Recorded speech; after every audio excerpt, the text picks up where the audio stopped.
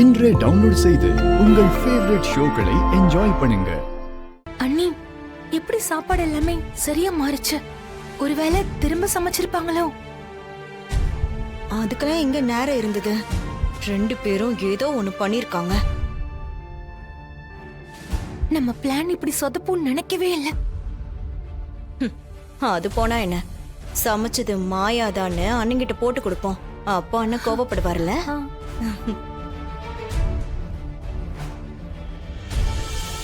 இந்த ஊர்ல உங்க சமையல் அடிச்சுக்கிறதுக்கு ஆளே இல்லம்மா. இப்படி ஒரு சாப்பாட்டை செஞ்ச கைக்கு தங்க காப்பே போடலாமா? சரி சரி, அப்படின்னா அது மாயா கைக்கு போடுங்க.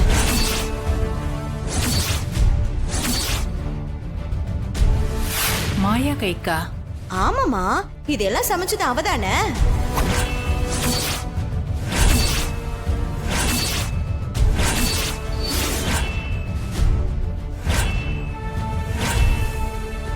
என்னடி சொல்ற? மருமக சமைச்சாளா? ஆமாங்க, அவதான் இது எல்லாத்தையுமே சமைச்சா. மாமா, நான் சமைக்கல. ஏய், அக்காக்கு உடம்பு சரியில்லைன்னு நீ தானே எல்லாத்தையும் சமைச்ச. என்ன சித்தி சொல்றீங்க? எனக்கு சமைக்கவே தெரியாது. அதானே, மருமக பல விஷயத்துல கெட்டிக்காரி. ஆனா இது ஒண்ணுதான் கொஞ்சம் வீக்கு. அதெல்லாம் ஒண்ணும் இல்லைங்க. நாங்க சொல்ல சொல்ல அவதான் போய் சமைச்சா. அண்ணனுக்கு பிடிக்காது, அதையெல்லாம் செய்யாதன்னு நாங்களும் சொன்னோம். வீம்புக்குனே போய் செஞ்சா. இல்ல பெரியப்பா, நான் எதுவும். நீ எதுவும் பேசாத. இன்னைக்கு நீ சமைச்சியா இல்லையா? இல்லங்க. பாத்தீங்களாண்ணா, நான் சொன்னேன்ல. பெரியப்பா, இன்னைக்கு பெரியம்மா சமைக்கலதான், ஆனா நானும் சமைக்கல.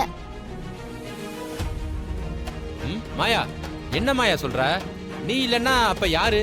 அக்காவும் பார்வதியுமா? இவங்க ரெண்டு பேரும் என்னைக்கு தான் நல்லா சமைச்சிருக்காங்க. அதுவும் சரிதான் மாமா, கரெக்ட். இல்ல, நாங்களும் சமைக்கல. ஆனா இந்த மாயா தான் சமைச்சா. நான் இல்ல சித்தப்பா. ஏய், அப்ப நீங்க ரெண்டு பேரும் இல்லனா வேற யாரடி சமைச்சது? நான் தான்.